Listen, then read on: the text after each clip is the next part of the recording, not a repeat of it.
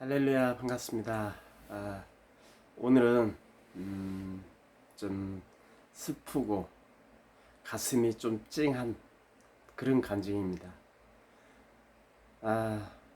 오늘 아침에 제가 일어나서 처음 딱 한 게 어느 장로님의 간증이었어요. 근데 그분이 본인 간증이기도 하겠죠. 그런데 어느 사형수의 간증을 이제 하시는데, 제가 그 간증을 보면서 참 저도 모르게 눈물이 났대요. 왜냐하면 그 사형수는 믿지 않은 사람이에요. 하나님을 믿지 않았던 사람. 사탄으로 가득 찬 그런 사형수였어요. 그런데 그 사형수가 자기 일가족을 다 죽인 살인자라는 거예요. 그래서 어쩔 수 없이 사형수가 됐지만, 결국은 그 장로님을 통해서 그 사람이 예수를 믿게 됐고, 하나님을 내 구주로 영접하고, 그 수많은 교도소의 재수자들을 갖다가 감동을 시킨 그런 감동적인 간증입니다. 그 사형수를 그 장로님이 만났을 때는 이미 사탄이 가득 차가지고 어떻게 할 수가 없는 그런 사형수. 그 장로님이 그분을 만났을 때는 그 사람 눈에 사탄이 보인다. 그래가지고 벽을 보고도 저기에 저 사람이 있다. 그 장로님 눈에는 전혀 안 보이죠. 그게 오로지 그 사탄이 그 사람한테만 보이는 거예요. 근데 그 사형수는 과연 어쩌다가 그렇게 일가족을 다 죽일 수 있는 사탄의 꾀에 넘어갔을까요? 이건 사실 남의 얘기가 아닙니다. 바로 우리한테 있는 일. 우리한테도 언젠가는 그런 일이 없으란 법 없거든요. 있을 수 있어요. 믿는 사람한테는 사탄이 안 온다고 그래요. 흔히 얘기는 하는데요. 그렇지 않습니다. 믿는 사람한테도 사탄은 옵니다. 그러나 그 사탄을 이길 수 있는 그 믿음이 확고해야 됩니다. 제가 오늘 그 사형수의 간증을 들으면서 바로 내 자신을 돌아봤습니다. 내가 교회 직분을 받고 교회를 다니고 있고 말로는 하나님을 진짜 사모한다고 했지만은, 과연 죽음 앞에서 저 사형수만큼 하나님을 찬양하면서 갈 수 있을까요? 우리 믿는 사람들이요, 그럴 사람 몇 없습니다. 저도 마찬가지고요. 저는 과연 저 상황에서 하나님을 찬양하며 자기가 죽을 수밖에 없는 그 자리를 갈 수 있을까요? 그러면서 저는 그 간증을 들으면서 예수님을 생각했습니다. 제 앞에 예수님의 그 십자가를 바라봤습니다. 예수님의 십자가를 떠올릴 수밖에 없었던 그 간증. 참, 인간이라고요. 인간이라고 해도 남을 대신해서 죽을 줄 수 있는 사람이 누가 있을까요? 아무도 없습니다. 오로지 예수님 한 분뿐입니다. 예수님은 우리를 위해서 이 땅에 내려오셔가지고 우리를 위해서 십자가에 목까지 박아서 돌아가셨습니다. 그런 예수님한테 우리는 뭘 했습니까? 아무것도 한 거 없죠.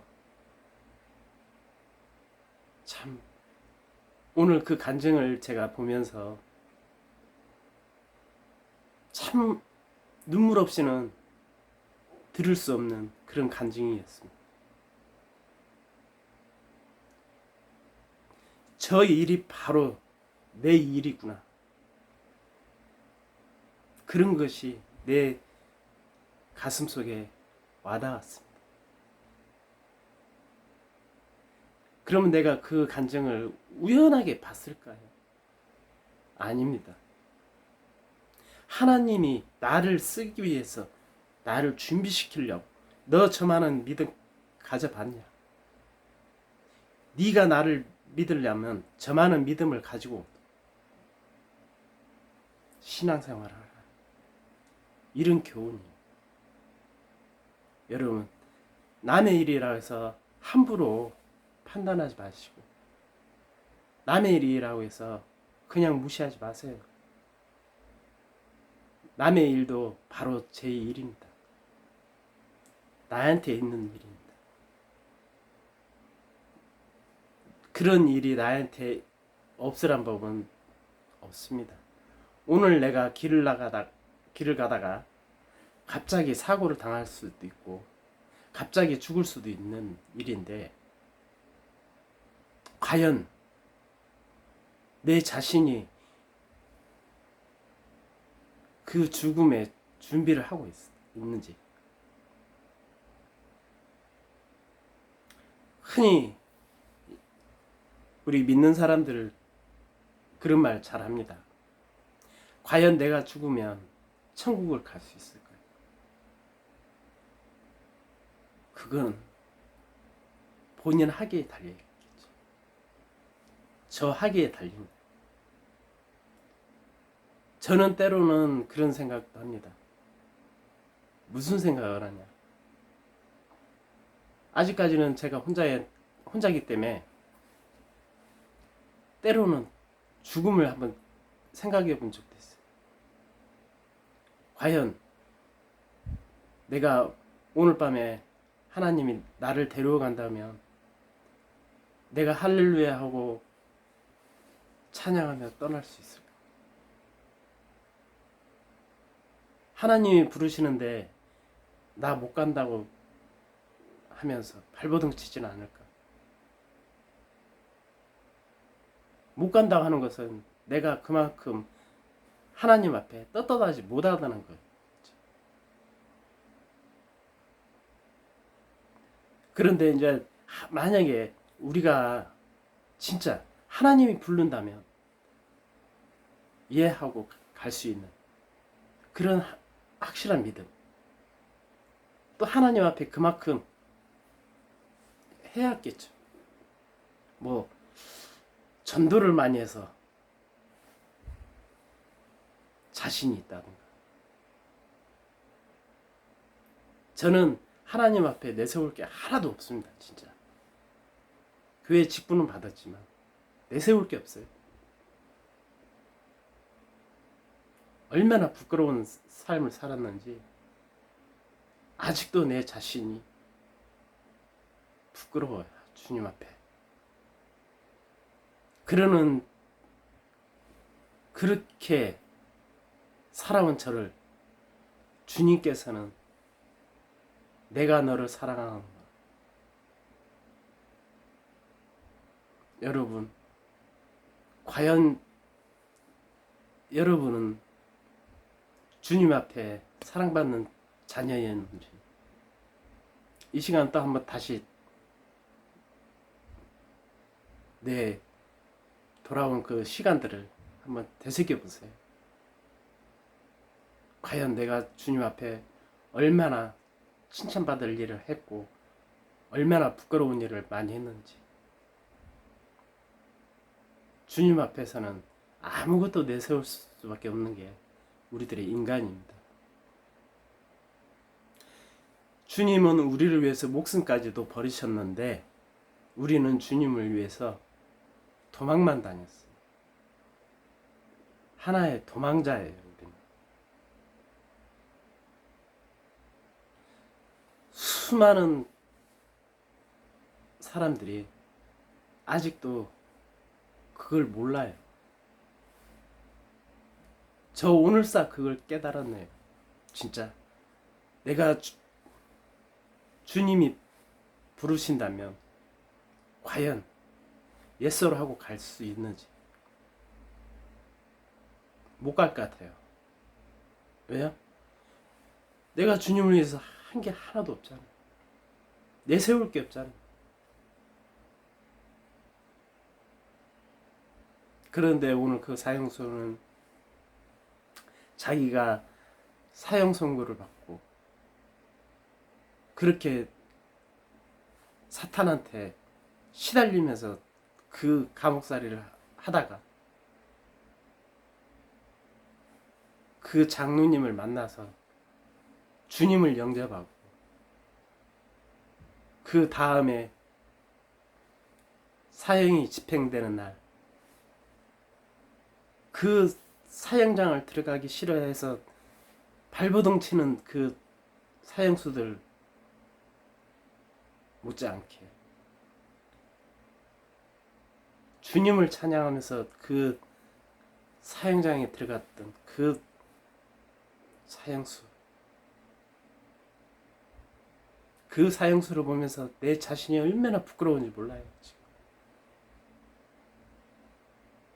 그래도 그 사형수는 본인이 할 수 없는 거를 그 장로님을 통해서 하고 갔잖아요.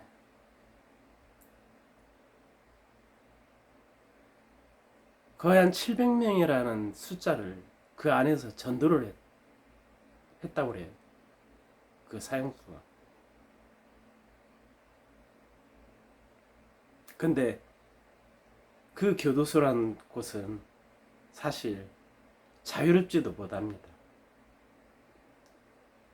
우리는 안 갇혀 있으니까 자유롭죠. 자유로우니까 우리 하고 싶은 거 다 하죠. 거기는 내가 하고 싶은 거 못 합니다. 오로지 그 규칙에만 따라서 살아야 돼. 그런데도 그런 사람도 그 안에서 주님을 만나고 주님을 영접하고 또 주님 앞에 전도를 하고 수많은 사람들이 그 사형수를 보고 도전을 받고 감동을 시킨 그 사형수 참 대단합니다. 우리보다도 더 대단한 사람입니다. 그 사람.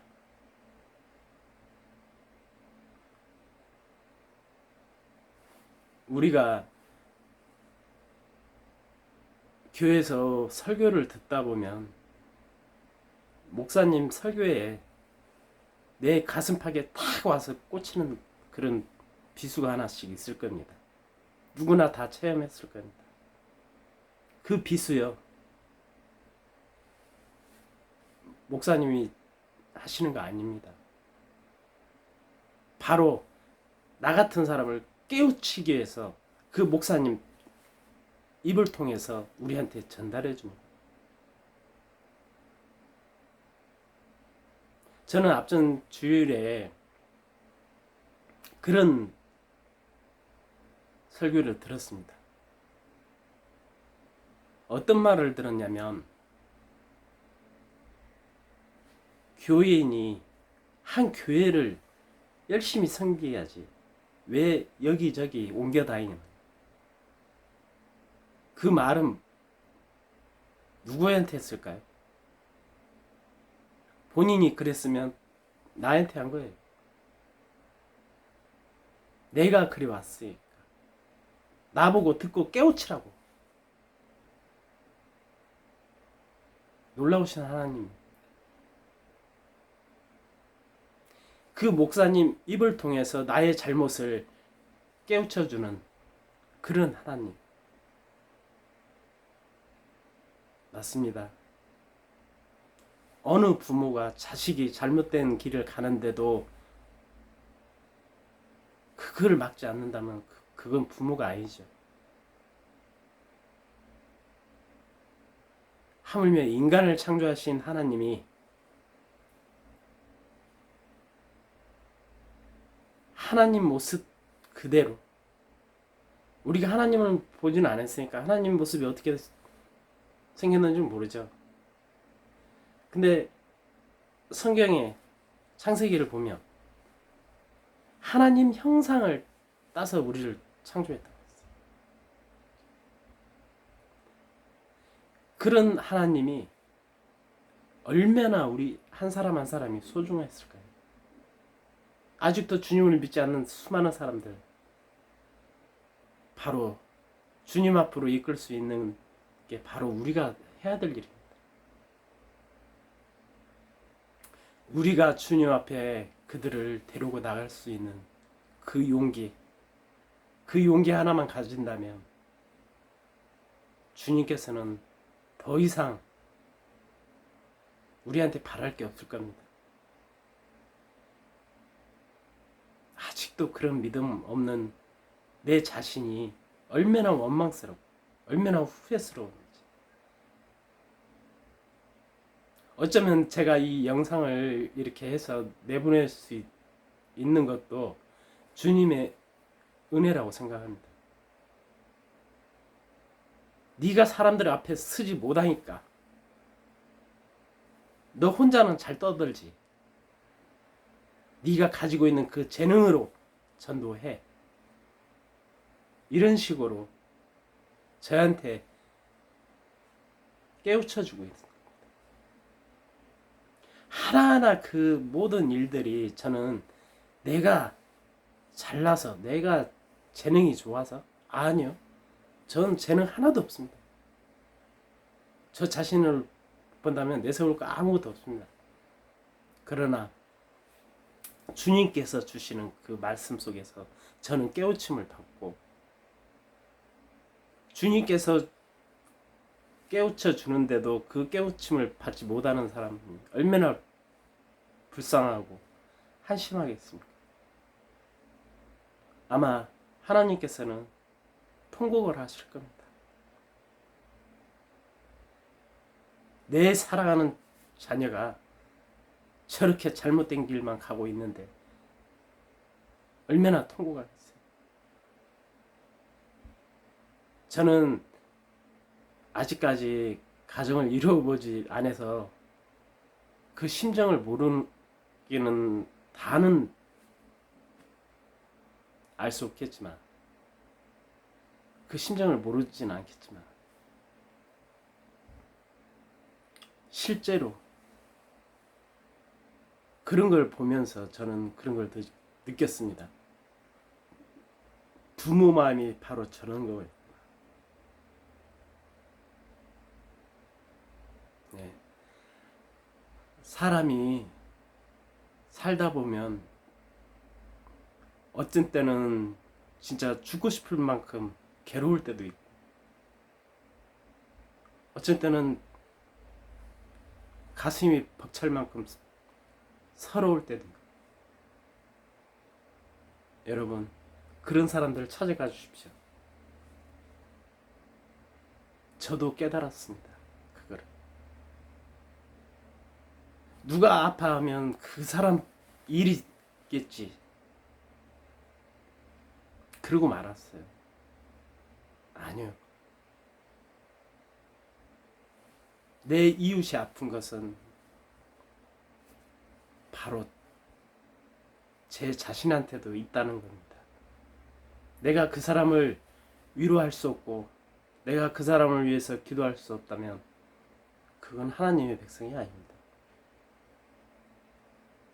여러분 어떻게 생각하세요? 과연 내가 내 이웃을 위해서 내 자신을 낮추고 내 자신을 헌신할 수 있는 그런 믿음,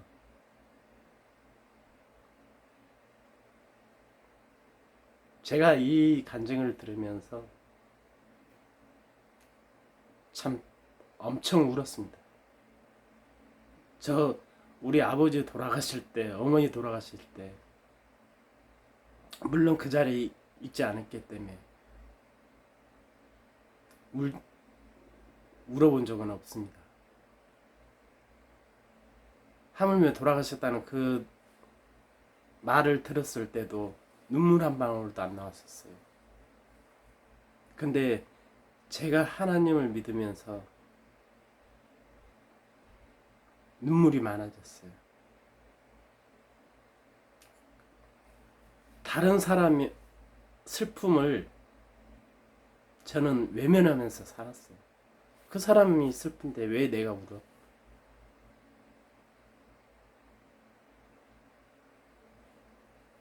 참 가슴 아픈 일이에요.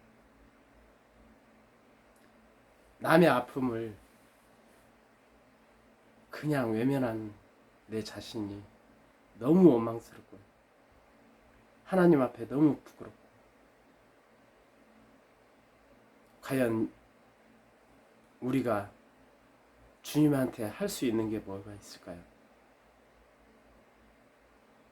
내 이웃을 내 몸같이 챙길 줄 아는 그런 믿음, 그거 이상 주님께서 더 바랄 게 있을까요? 우리한테? 없을 거예요.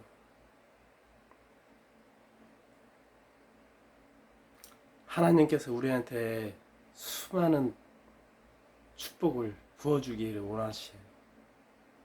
그런데 내 자신이 그 복을 받을 그릇조차도 준비 안 해놓고 이 세상에 살고 있다면 또 그거한 불행한 일이죠. 불행하고 불쌍한 삶을 살고 있는.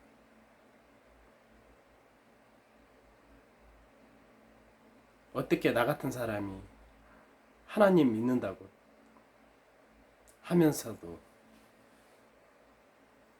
그런 거조차 하지 못했다는 것이 엄청 후회스러워요, 지금.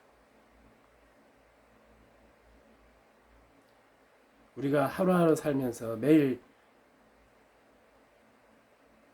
과연 내가 후회하지 않는 인생을 얼마나 살고 있는지 한 번쯤은 우리 자신을 돌아볼 수 있는 우리 모두의 믿음의 사람들이 될 수 있기를 주님의 이름으로 부탁합니다. 우리가 이 다음에 이 생애를 다 끝났을 때 진짜 주님 앞에 갔을 때 잘했다라고 칭찬받을 수 있는 그런 주님의 자녀 다 되기를 주님의 이름으로 부탁드립니다. 오늘 또 모두들 다 주님 앞에 축복받는 그런 다 성도들이 되시기를 간절히 부탁드리고 주님의 이름으로 축복하고 주님의 이름으로 사랑합니다. 우리 모두 주님 안에서 행복하기를 간절히 바랍니다. 모든들 오늘 하루도 승리하시기를 바라며 오늘 영상 여기까지입니다.